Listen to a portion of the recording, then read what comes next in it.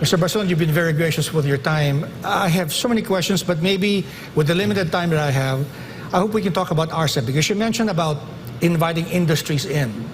And some people view that, our participation in RCEP, even though it's a trade agreement, is one way to go about that. Does the PCCI have a position on the Regional Comprehensive Economic Partnership? We are endorsing the RCEP. Okay. And of course, even within our members, there are members in the agri sectors. And there have been some back noises on the concern of the agri sectors.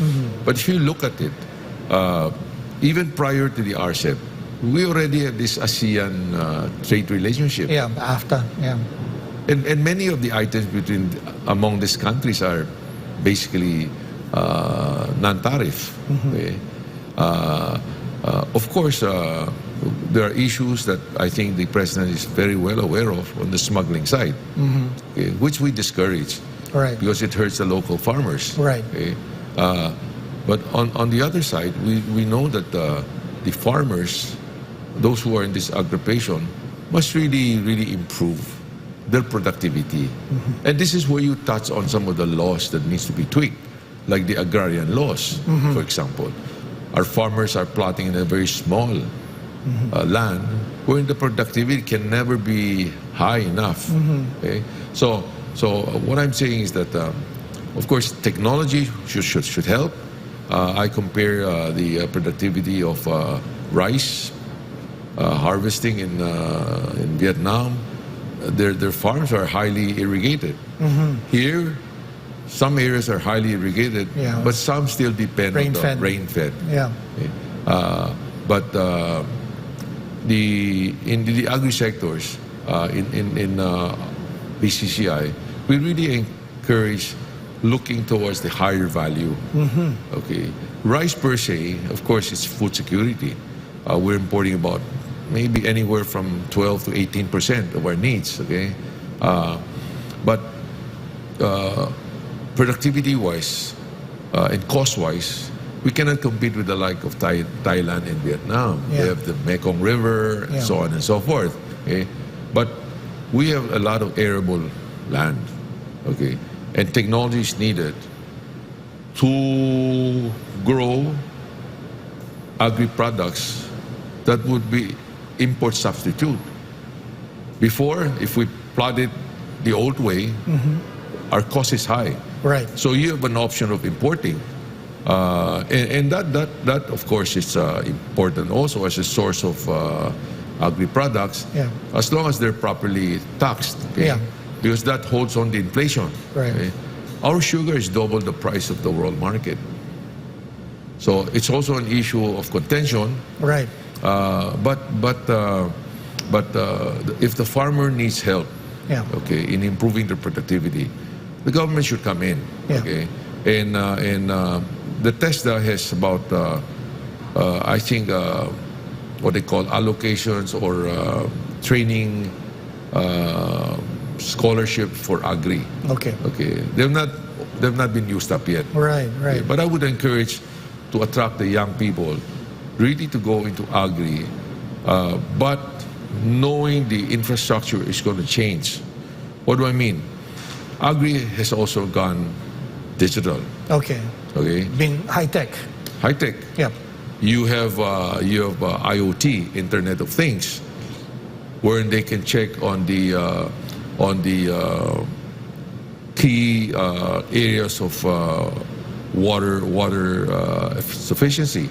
Okay, and you have drones that you can check, and just by the mere fact of access to information. And this is where I've discussed this with Secretary of DICT, Attorney Ivan Hui. I said this is very important because these are the people that if they have the proper information, it's important. Let me put it this way: you seem to be a man who has a skill for spotting opportunity. Your background is biochemistry, if I remember correctly. I'm a chemical engineer. You're a chemical engineer. Your family's business in manufacturing. You're into IT. You're into many things. How does the government convince a George Barcelon who is always on the lookout for opportunity. How does the government convince a George Barcelon to go into agriculture? What would they have to do? Because that seems to be the the approach, yes. right? Yeah. The government has to provide certain laws Okay. that would allow corporate farming. Okay. Okay. The availability of land is important. Okay. Okay, that has been looked into. Of course, some in the north, they do for the tobacco leaf, they do contract planting, growing, yeah. contract growing. Yeah. So that can be done also. Okay, but in a big scale, if you want to invest, there has to be a more clearer TOR, terms of reference. Okay. Because after the huge investment, it has to be long term. Right. So that would be something that would attract Right. a person like me. Okay. I've actually looked into vertical farming, That's very interesting. okay? Because the spoilage of vegetable, just from the transportation, Right. is quite high. Right. If you do it in the city, If you're in the city, you're close to your market. you can do That's it close very to the interesting. market, and then this is where I've been shown how the Israeli do it. No? Okay. I mean, their farm is High on tech. desert, Yeah. but they're able to recycle their water Yeah. 90% to 95%. Incredible. Incredible. They call it targeted irrigation and targeted fertigation. Right. So they keep their costs to the minimum. So what's keeping you from going into this vertical farming? Obviously, you're seeing some opportunities there. Is it maybe a matter of energy costs, as you said, the bureaucracy that exists, that as you said? Yeah. I mean, there's so many things. What Yes, can be yeah. done to make you consider it Yeah, seriously? those areas. That's why I said that it's only if you look at it in total, you got to have the logistic on the farm to market roads. Okay. Also, right, and then and other factors like power, Right. water is all there. Right. Okay? So the technologies, I'm actually looking for a partner Okay. who can would be interested in coming to the Philippines. Okay. And I've acquired some sizable plot of land, Okay. and thinking that this maybe I can do it there, no, with a partner.